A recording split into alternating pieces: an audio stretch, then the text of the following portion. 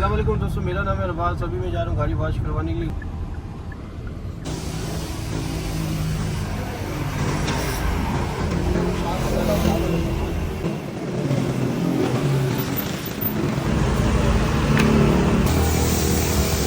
गाड़ी अंदर पार्क लगा दी, अभी वॉश हो रही है। तकरीबन आधा घंटे लगेगा फुल वॉश करवाने गाड़ी।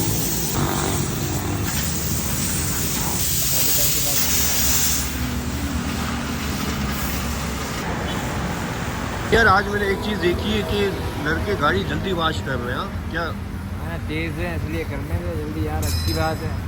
नहीं यार, पहले से कभी मैंने इतना देखा नहीं ना गाड़ी जल्दी वॉश करना।